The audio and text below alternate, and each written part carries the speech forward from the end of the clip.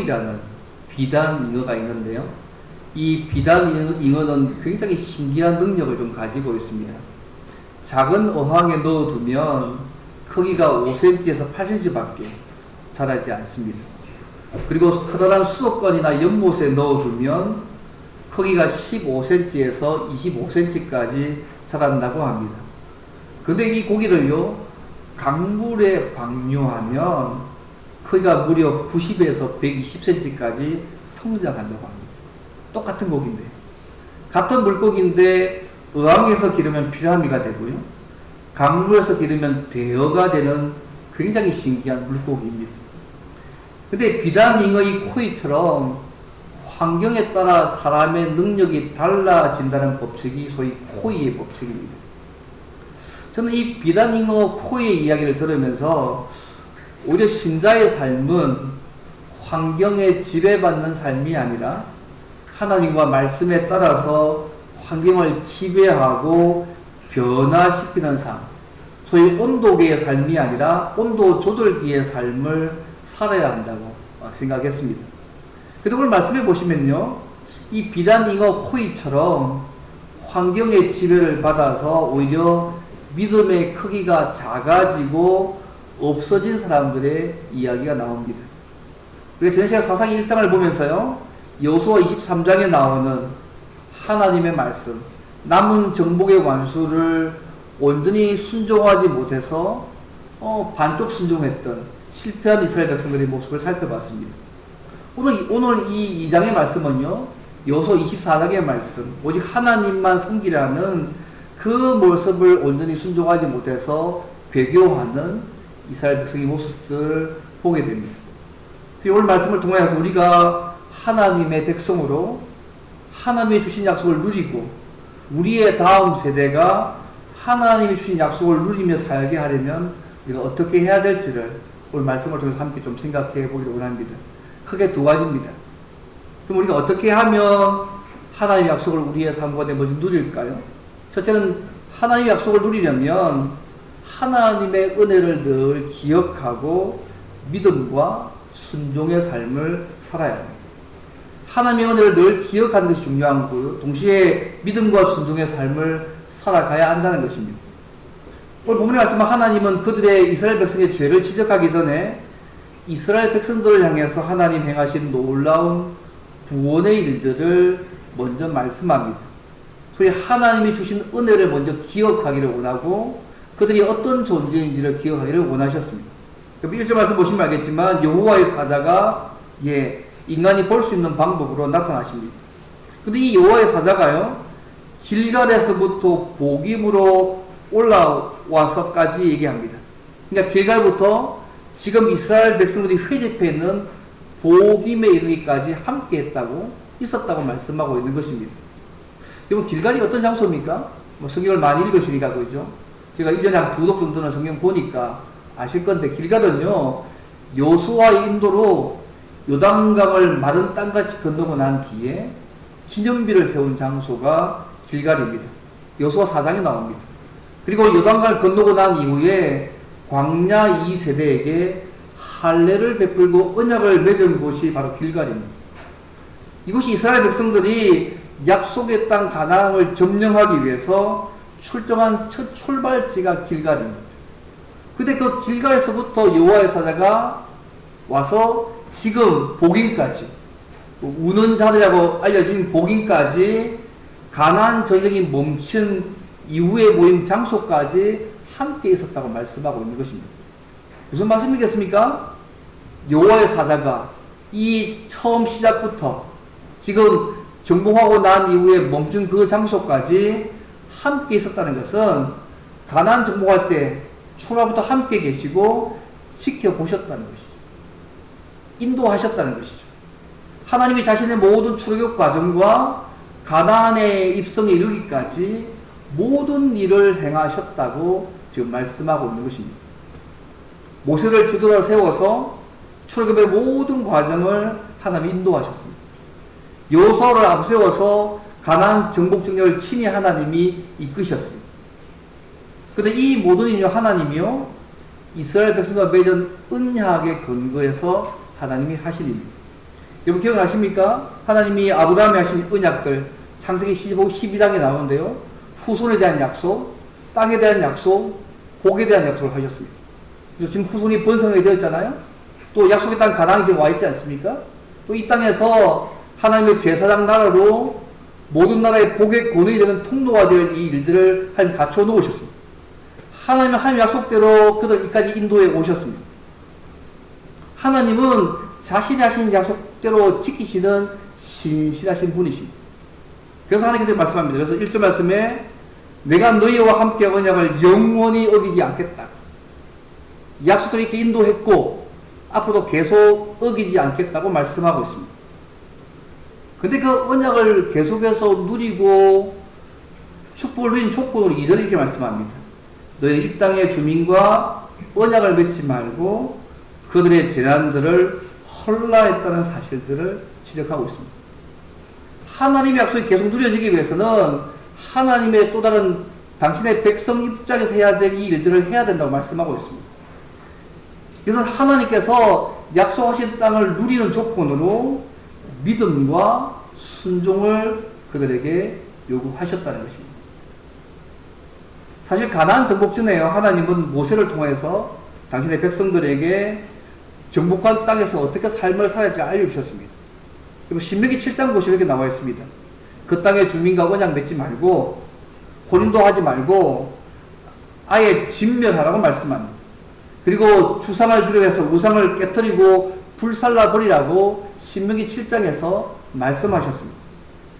어쩌면 잔인한 명령이잖아요. 그렇죠? 그런데 이스라엘 백성들이 그들을 죽이는 것은 하나님의 심판의 도구로 쓰임받은 것입니다.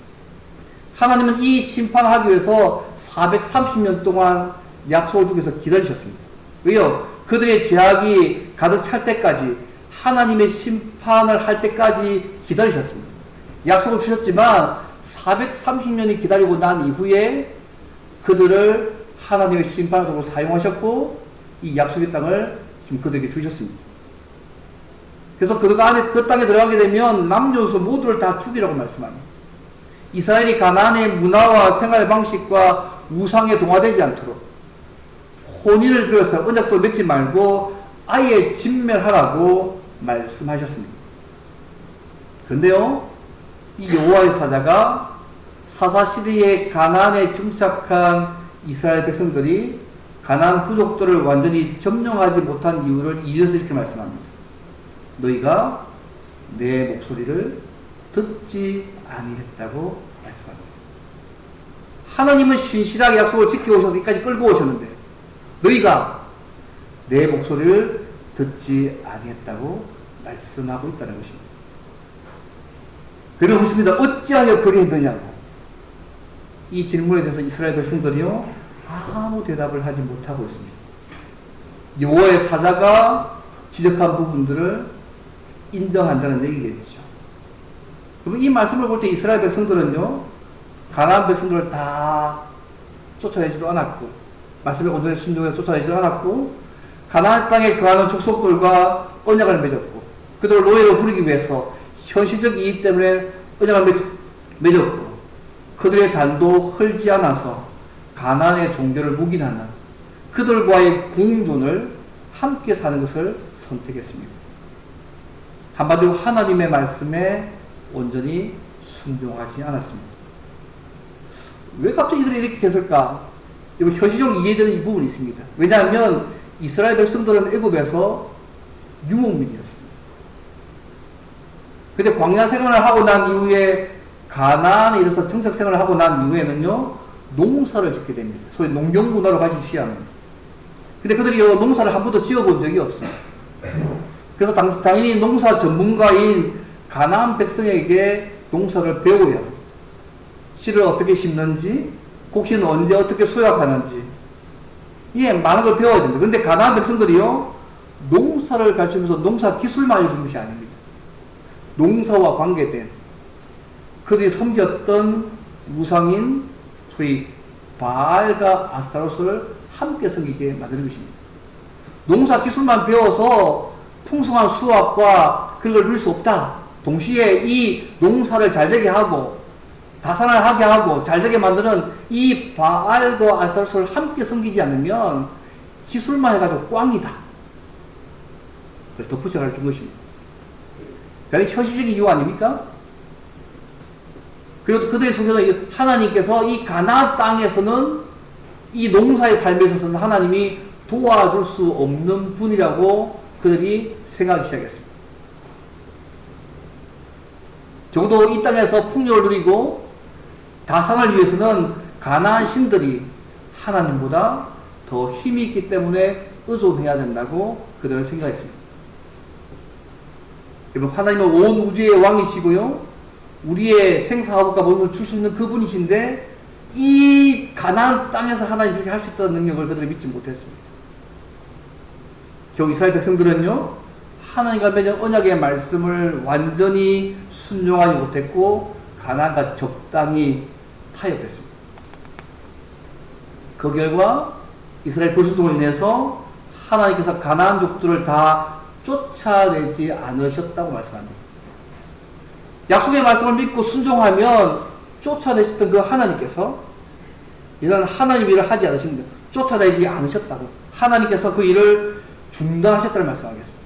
그리고 옆구리에 가시가 되어서 괴롭게 하실 것이고 그들의 신들이 너희의 올무가 되리라고 3절에서 말씀하셨습니다. 우리 새로운 말씀 아닙니다. 이미 모세와 여호수아와 맺은 언약이 이미 나와 있는 언약의 저주의 내용입니다. 그 말씀 따라 그대로 얘기하고 있는 것입니다. 그들이 하나님께 언약에 신실하지 못하니까 신실하지 못한 그 결과들을 그들에게 말씀하고 있는 것입니다. 우리가 지금 사사기를 좀 볼 건데요. 이 사사시대의 당신의 백성들이 이런 삶을 살게 된 것은요, 하나님의 언약의 말씀에 불순종한 결과입니다.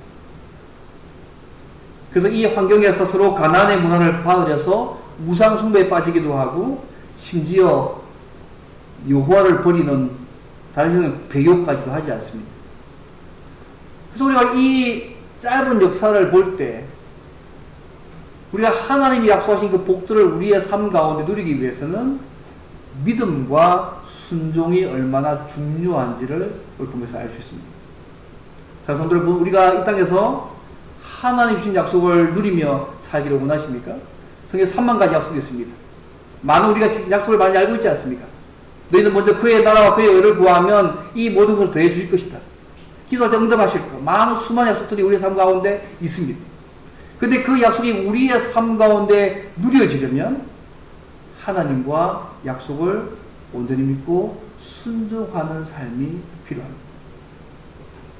혹시 우리의 삶에서 우리를 죽기까지 사랑하신 주님의 은혜를 잊어버리고 환경과 상황과 여러 가지 이유로 세상과 적당하게 타협해서 영적으로 실패하고 있는 부분은 없는지 늘 살펴볼 필요가 있습니다.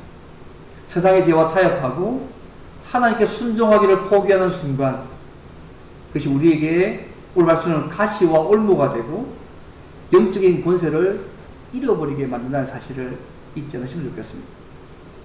우리가 이 거룩함을 상실하면 교회의 존재와 가치가 상실되는 것이고요. 결국 우리를 불러오신 하나님을 배반하는 사람들을 살 수밖에 없는 것입니다. 사실 우리는 예수님 안에서 하나님과의 관계가 회복되고 완전히 회복되고 구원받은 사람들이지 않습니다. 우리는 주님이 재림하시면 영원한 천국에 갈 사람들입니다. 우리에게 이 주님 재림에 주어진 완전한 구원이 아직 남아있습니다. 그날까지 어떤 상황에서도 세상의 죄와 타협하지 않고 날마다 주님을 바라보며 붙들며 주의 길을 걸어가시는 우리가 되면 좋겠습니다. 그리고 그러면 우리를 도우시고 붙들어 가실 그 성령께 의지해서 날마다 말씀에 온전히 순종함으로 이 땅에서도 그 약속을 풍성히 누려가는 저와 여러분 되기를 주님을 바랍니다. 이 첫 번째입니다. 그렇다면 두 번째 질문인데요. 다음 세대가 하나님을 알고 사랑하며 경외하는 삶을 살도록 하기 위해서 어떻게 해야 될까? 이 두 번째입니다. 우리가 먼저 하나님을 사랑하고 경외하는 모습을 본으로 보여주고 가르쳐줘야 합니다. 우리가 먼저 하나님을 사랑하고 경외하고 하는 모습을 본으로 보여주고 가르쳐야 합니다. 이 이스라엘 백성들이요, 여호와의 사자의 이 언약의 저주의 말씀을 넣고 그들이 이 복임에서 소리 높여 울었습니다. 이 복임이 만약 학자들이 아마 베델이 아니었을까 보통 얘기하는데 정확하지는 않습니다.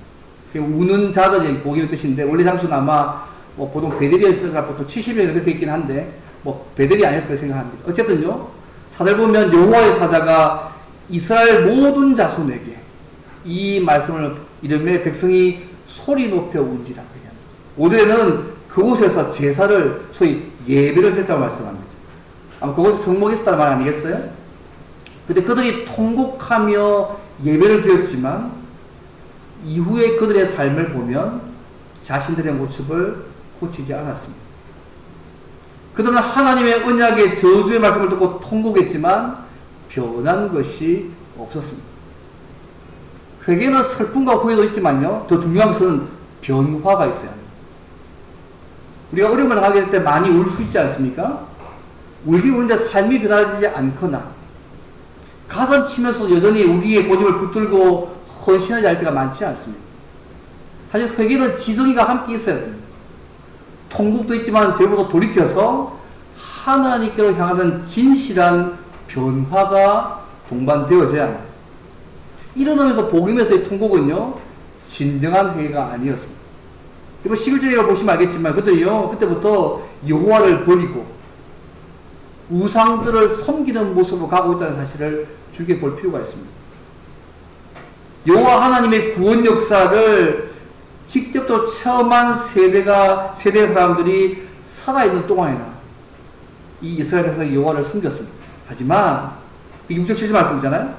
여호수아가 죽고 그와 함께한 세대의 사람들이 죽고 난 이후에는 여호와를 알지 못하고 언약 백성으로서의 특성을 상실했다고 10절에 말씀합니다. 10절 말씀 보시면 그 세대의 사람도 다 그 조상대로 돌아갔고 그 후에 일어난 다른 세대는 여호와를 알지 못하며 그 다음 그죠? 여호와께서 이스라엘을 위하여 행하신 일도 알지 못하였더라고 말씀하고 있습니다. 근데 여기서요 다음 세대라고 말씀하고 있지 않습니다. 7절 말씀입니다. 10절 보시면 다음 세대가 아니라 다른 세대라고 얘기합니다. 믿음을 이어가고는 다음 세대가 아니고 그들은 다른 세대라고 표현하고 있음을 주의 볼 필요가 있습니다. 다른 세대는 여호와를 알지 못했다. 여러분 하나님을 알지 못했다는 말이 뭘까요? 다른 지식적으로 하나님을 알지 못했다는 말이 아닙니다. 성경에서 알다는 이 말은요 관계적이고 체험적으로 하나님을 안다는 말입니다. 하나님과의 관계 속에서 그분이 어떤 분이신지 그분이 나에게 어떤 은혜를 베푸셨는지 경험적으로 그들이 하나님을 알지 못했다는 것입니다. 여호수아 이후의 다른 세대는 그 하나님을 관계적으로 경험적으로 알지 못했습니다. 심지어 여호와께서 이스라엘을 위해서 행하신 그 일도 알지 못했다고 말씀하고 있습니다. 인격적으로 하나님을 그들이 만나지 못하고 있다고 있는 것입니다. 은혜와 능력의 역사로 그 약속했다고 그들을 데리고 온 그 하나님을 잊은 것이고요. 그로 관계없는 하나님이 된 것입니다. 여호수아가 죽고 난 이후에요. 여호와를 알지 못하고 여호와께서 이스라엘에게 행하신 구원사역을 알고 이 세상의 삶이 어떻게 된지 아십니까? 11절 13절 보십시오. 한마디로 여호와를 버리고 악을 행하고 우상 숭배의 삶을 사는 거로 나타나고 있음을 주의해 볼 필요가 있습니다. 하나님이 좀 알지 못하는 그 삶이요. 그 다음 단계가 뭐냐면 행하지 알지 못하는 그 다음에 뭐냐면 하나님을 버리는 모습으로 악을 행하는 모습으로 결국은 하나님 버리고 다른 신을 우상 숭배하는 모습으로 가고 있는 모습들이 주의 볼 장면입니다. 여러분 우상 숭배가 뭔지 아시지 않습니까? 하나님의 자리에 다른 무엇을 놓아두는 거 아닙니까? 하나님보다 더 사랑하고 의지하는 거 우상 숭배지 않습니다. 그들이 하나님을 알지 못하니까 하나님 행하신 일도 알지 못하니까 결국 하나님 버리고 악을 행하고 딴 우상을 섬기게 되는 모습으로 바알과 아스토로 가나안의 그 신들을 섬기는 모습으로 그들이 살게 되는 것입니다. 현실적인 선택을 하는 것이죠. 이 땅에서 잘 먹고 잘 살려면 가나안에서 농사의 삶을 풍성하게 하고 다산을 가지고 풍성한 삶을 살려면 소위 이 땅에서 힘되는 바알과 아설을 섬기는 것이 진짜 살 길이다. 선택한 것입니다. 오늘 우리의 삶 가운데 주님을 따라갈 때 우리의 신들이 어떤 게 있습니까? 돈이 될 수도 있지 않습니까?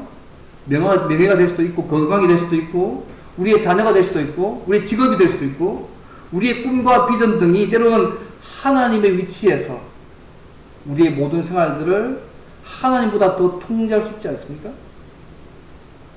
하나님보다 우리의 삶 가운데 하나님처럼 구는 거, 그것이 우상입니다. 그래서는요, 하나님을 알지 못하니까 하나님을 버리고 악을 행하고 그 당 섬기던 그 바알과 아스의 우상을 섬기는 모습을 살고 있습니다. 예전에 빌브라이트 CC 설교 빌브라이트하고요, 그 전도단의 로니 크레닝하고 또 프란시스 세퍼 같은 박사들이요, 하니까 그들에게 동시에 마음을 준 것들이 있습니다.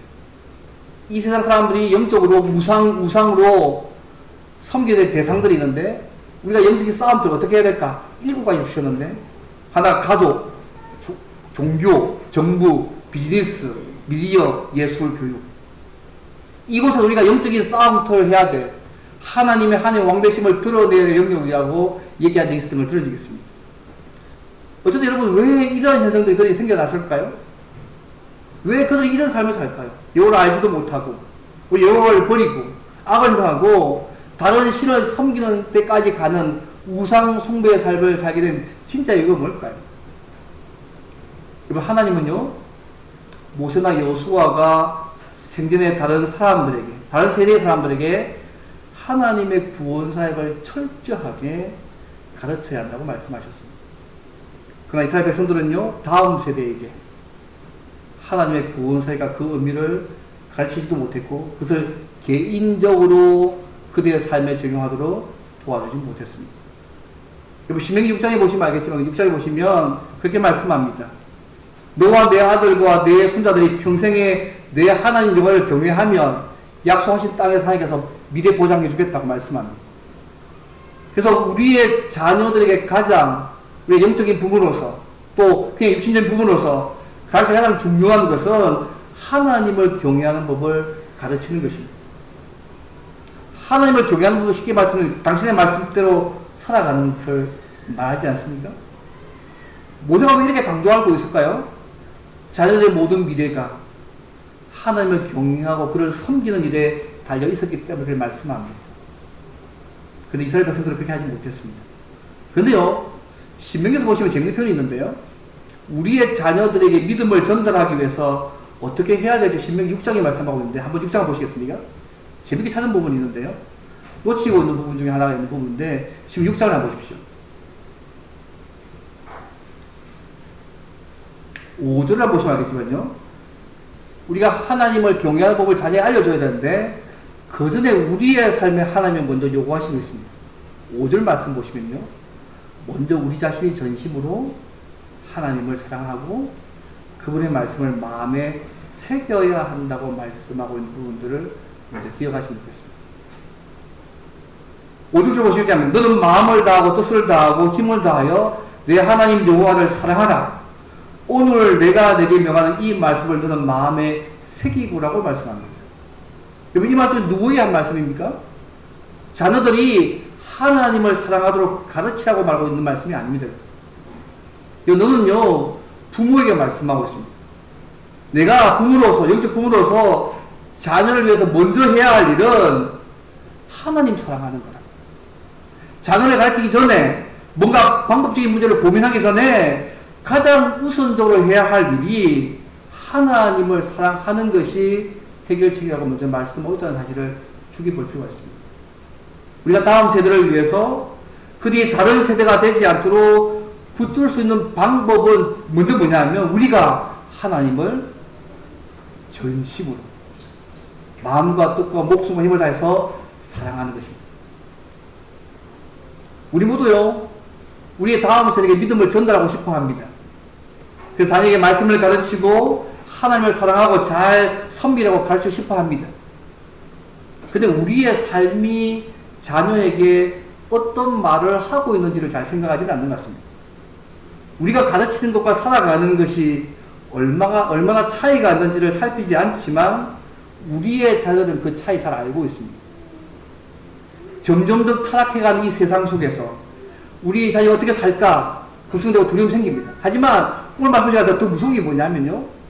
자녀의 예수를 가르치기 전에 우리는 먼저 가냐면 우리 자신의 문제를 먼저 돌아보게 하시고자는 사실을 볼 필요가 있는 것 같습니다. 자녀에게 이 말씀을 가르치기 전에 먼저 하나님 뭘 말하냐면 네가 먼저 하나님을 전심으로 사랑하고 그 말씀을 마음에 새기라는 것을 먼저 하고자 해요. 이러고 난 이후에 그 다음에 다루겠지만요. 단계를 계속 말씀하고 있습니다. 저 이게 굉장히 두렵더라고요. 제가 목사로서 전심으로 하나님을 사랑하는 모습을 보여주는 사람들을 살고 있는 건 맞나? 그걸 잘 살지 못하면서 살아가 말하는 것처럼 너무 웃기는 얘기 아니냐? 생각이 들었습니다. 하나님을 사랑하고 말하면서 진짜 하나님을 섬기는 것이 가치 있다고 말하면서 정작 얼마나 하나님을 사랑하고 있는지 그냥 어쩌면 빈 껍데기 같은 신앙으로 의무감으로 순종하고 있는 건 아닌지 정말 기쁨으로 주님을 섬기고 감사함으로 수고하고 있는지 정말 하나님을 사랑하고 예배를 드리고 그 예배에 사모하고 목숨 거는 모습을 보여주고 있는지 우리의 말과 삶이 다를 때 그것은 어쩌면 악한 세상보다 자녀에게 더 두려운 것이 된다는 사실을 기억하실 필요가 있습니다. 6장 이걸 먼저 얘기합니다. 가르치는 얘기죠. 교회 가르치기 전에 네가 먼저 전심으로 하나님을 사랑해. 그리고 그 말씀을 마음에 두고 그걸 먼저 하고 있다는 것이죠. 하나님을 사랑하고 가르치는 우리가요. 하나님을 사랑하지 않는다면 무슨 소용이 있겠습니까? 어쩌면 그것이 어쩌면 타락한 징조 모습 아니겠습니까? 저는 우리 교회가 하나님을 향한 사랑에서 무너져 있다면 겉으로 보기에 아무리 괜찮아 보인다 해도 아무 소용이 없다고 생각합니다. 하나님을 기쁨과 사랑으로 섬기지 않고 하나님 베푸신 은혜를 잊어버리고 산다면 우리의 다음 세대는 다른 세대가 될 것입니다. 그래서 우리가 우리의 자녀에게 말씀을 가르치는 것보다 더 중요한 것, 하나님을 사랑하고 가르치는 것보다 더 중요한 것은 뭐냐면 그 가르친 말씀을 우리가 삶으로 보여주는 것입니다. 이 말씀이 정말 하나님의 말씀이라는 것을 우리의 삶으로 보여주는 것입니다. 정말 하나님을 전심으로 사랑하는 것을 삶으로 보여줄 필요가 있습니다. 우리 삶으로 우리 믿음을 증명하고 하나님 살아계심을 보여주는 것입니다. 원래 많은 사람들이 교회를 떠납니다. 여러 가지 이유가 있겠죠. 교회가 재미없다. 그래서 저는 또 다른 문제를 생각합니다. 교회가 세상과 다른 모습을 어쩌면 보여주지 않았기 때문인지 모르겠습니다. 말로는 주님을 사랑한다고 늘 외치지만 세계가 똑같이 도는 사람하고 누구보다 이기적이고 자신만 생각하니까 그 모습을 실망해서 혹시 떠난 것은 아닐까요? 오늘 말씀은 그걸 얘기합니다. 먼저 너희가 전심으로 하나님을 사랑하라. 예. 이 첫 번째입니다. 그 두 번째가 뭐냐면요. 7절 말씀이죠. 당신의 말씀을 삶의 모든 부분에 적용하면서 가르쳐야 한다는 것입니다. 이게 7절 말씀이죠. 내 자녀의 불신 하시며 집에 앉았을 때든지 길을 갈 때든지 누워있을 때든지 일어날 때든지 이 말씀을 강론하라. 집에 앉았든 길에 갈 때 누워있을 때 일어날 때 일상생활에 묻혀진 일상 가운데 하나님의 말씀을 매일의 삶과 어떻게 관련인지 보여줘서 말씀을 자녀 삶에 새겨줘야 되는 것입니다. 먼저 내 사랑하는 모습을 보여주고 우리의 삶 가운데 속에 자녀의 삶 가운데 속에서 하나님의 말씀이 어떻게 관련되어 있는지를 철저하게 자녀 마음에 새겨준 작업이 7절 말씀입니다. 그리고 나면 그 다음 뭐죠? 20절 말씀 보십시오. 그 다음 20절 말씀에 자녀를 묻습니다.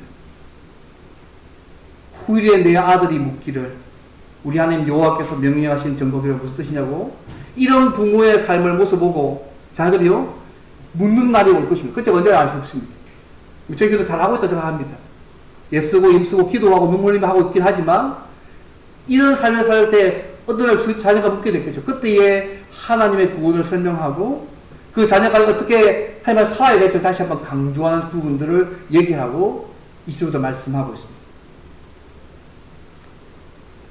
부모가 왜 이렇게 살고 있는지, 주님을 섬기고 살고 있는지, 어렵고 힘들어 왜 기뻐하며 행복하고 있는지, 이 길을 가고 있는지를 그때 하늘 부모를 얘기하면서 자녀들에게 말해야 된다. 그 신명기 말씀을 보여드립니다. 저는 이 역사를 보면서요, 우리가 받은 은혜가 너무 크지 않습니까? 주님 앞에 받은 은혜가 너무 큽니다. 주님이 예수님 안에 오신 은혜가 얼마나 큽니까? 왜 이 땅에 오셔서 고난받으셔서 십자가 죽으셨는지, 내가 먼저 그 은혜에 감격하며 하나님을 사랑하고 경외한 모습을 먼저 보이셔야 돼요. 그리고 삶의 모든 일에서 우리 자녀들에게 말씀대로 그 마음속에 심어주는 역할을 하셔야 됩니다. 계속 그렇게 하고 있으면 때가 되면 자기가 묻는 날이 아니겠어요? 아마 저는 많은 분들이 이 두 번째 과정까지는 잘하고 계시고 있는 과정을 생각합니다. 이 자녀들이 잘 안 물을 날이 올 거라고 생각하는데, 그때 물을 묻게 되시면 그때 받은 구원이 어떤 것이 얘기하고 하나님과의 관계에서 어떻게 살지를 얘기해서 그분 경외하며 살아가도록 하는 부분이 올 거라고 생각합니다. 근데 이 가나안 세대는요, 사사기 세대는 이거 못했어요. 실패했어요. 그들이 하나님을 알지도 못하고 여호와를 버리고 악을 행하고 하나님 대신에 다른 우상을 섬기는 모습으로 현실적인 선택들을 할 수밖에 없었던 것입니다. 여러분, 2012년에 한국 학교 추산이 45만 5천 명이었습니다. 48만 5천 명. 2012년도에 우리 한국에서 태어난 아기의 숫자가요, 48만 5천 명이었습니다. 10년 지나고 나서 2022년에 출산이 반으로 줄어듭니다. 24만 9천 명입니다. 이런 부정을 보고 어떤 한 교단의 관계자는요, 2030년도가 되면 교회 학교의 90%가 사라질 것이라고 얘기합니다. 전망합니다. 2000년에 1.48의 출산율이 지금은요, 작년 2024년까지 0.72명입니다. 잘 아시지 않습니까? 부산의 사하구에는 한 명도 안 태어났습니다. 원들밖에 없습니다. 2024년도에 부산 올해만요, 20, 30대가 3,000명이 떠나갔습니다. 일단 이거 직업이 없다고 다 20, 30명이 2,000명 한 3,000명이 부산을 떠나다니게 들었습니다. 주일학교가요, 교회 30%만 남아있습니다. 당시에는 주일학교 시작하고 있어서 얼마나 감사한지 모르겠는데요, 이제 부산이 노인과 바다 그리고 아파트만 남게 된 것 같습니다. 이런 시대에 물론 우리가 현실적으로 많은 것들을 생각하고 해야 될 필요가 있겠죠. 예를 들면 미자리교 같은 경우에는 연합주일학교를 운영하기도 합니다. 그래서 장교연합협에서 뭐 3월 6월까지는 뭐랄까 하나의 그런 느낌 과정을 겪고, 여름 동안에는 각 교회들마다 이렇게 프로그램 하는 방식 하기도 하고요. 아니면 돌봄 프로그램도 하기도 합니다. 교회 돌봄 프로그램을 해가지고 하기도 합니다. 그래서 이것이 만약에 교회 내 학부모가요, 비영리단체로 돌봄 공동체를 만들고 교회 내 공간을 무상으로 인도하면 문제가 되지 않는다고 여성가족부에서 얘기하는 걸 들었습니다. 그런 방식 하기도 하고요. 한농대 같은 경우는 2020년부터요, 지역교회에 방과 프로그램을 지원하고 있습니다. 저는 이런 현실 방법을 말하기 전에요, 오늘 본문의 말씀 다 들어가면 좋겠습니다.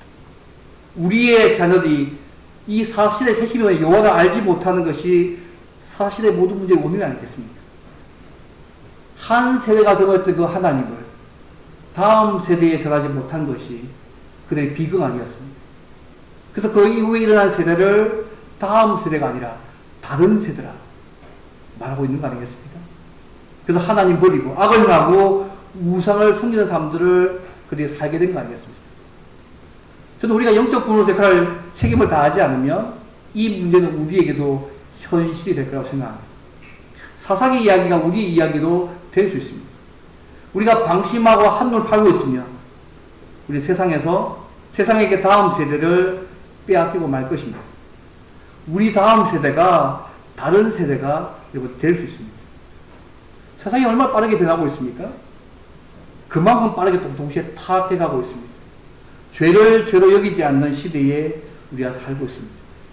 사랑하는 성도 여러분, 이런 세상에서 우리가 알고 있는 하나님을, 우리의 믿음을 다음 세대에게, 우리의 자녀나 손자가 알기를 여러분 원하신다면 먼저 우리가 전심으로 마음과 뜻과 목숨을 다해서 여호와 하나님을 사랑하시면 좋겠습니다. 매 순간마다 우리 하나님과 베푸신 은혜를 늘 기억하며 살면 좋겠습니다. 그리고 하나님을 사랑하는 그 모습이 우리의 예배를 드리는 모습 가운데부터 나타나면 좋겠습니다. 사모하는 마음으로 예배 목숨을 거는 일로, 특별한 일이 없으면 예배 목숨 걸고 예배 드리시면 좋겠습니다. 뭐 좀 더 늦는 거 어떻게 하겠습니까? 근데 뭐 내가 좀 아파도 목숨 걸고 예배 드리는 과거의 선배의 모습의 그 모습이 하나님 사랑 또 다른 모습 아니었습니다. 그럼 우리가 회복될 필요가 있는 것 같습니다. 좀 일찍 오셔서 기도하십시오. 큰 출발이 아닙니다. 내가 전심으로 하나님을 사랑하고 있음들을 나의 삶을 통해서 먼저 보여주십시오. 그리고 모든 삶의 영역에서 우리 자녀들에게 그 말씀을 적용해서 하십시오. 그러면 때가 되어지면 우리의 자녀들이 우리가 섬기고 있는 하나님을 왜 우리가 믿고 있는지, 왜 섬기고 있는지를 묻게 될 날이 올 것입니다. 그때에 그 하나님을 얘기하고 그리고 하나님과 관계하며 살도록 말씀하시면 안 되겠습니다. 이 신명기 6장의 방식입니다. 모두 다 이 부분을 잘 하고 있다고 생각합니다. 꾸준히 하고 있지만 아직까지 금방 변화가 없어서 지치고 힘들어하시는 분들이 아마 있는 줄 압니다. 여러분 계속 하고 있는 거 계속 하십시오. 전심을 사랑하는 거 계속 하시고요. 삶의 모든 영역에서 우리 자녀들에게 말씀을 가르치고 전하는 거 계속 하십시오. 때가 되어지면 우리의 자녀들이 우리의 믿음을 물을 때가 있을 것입니다. 그때 그 자녀의 그것을 듣고 주께로 돌아와서 우리가 동일한 믿음의 고백들을 할 날이 있게 될 것입니다. 이런 은혜가 이런 우리의 모습을 통해서 우리의 자녀들에게 우리 다음 세대에게 흘러가지는 통로로 저와 여러분들이 아름답게 사용되어지면 좋겠습니다.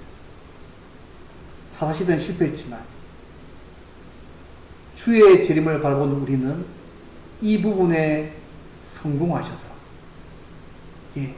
우리의 자녀가 우리를 통하여서 하나님을 인격적으로 알고 누릴 뿐만 아니라 날마다 하나님의 약속을 풍성히 누리는 삶을 사는 그 자녀가 되는 귀한 통로로 저와 여러분들이 먼저 하나님을 사랑하고 경외하는 모습을 본으로 보여주고 가르침으로 사랑하는 그 통로가 되시는 저와 여러분 되시기를 주님을 바랍니다.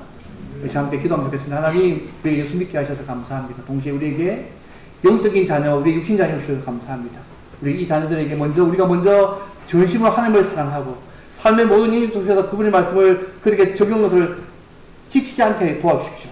그러면서 우리 자녀들이 때가 되어져서 우리가 믿는 그 하나님을 인격적으로 알고 그분을 섬길 수 있는 날이 올 수 있도록 하나님 도와달라고 함께 동서로 함께 기도하겠습니다.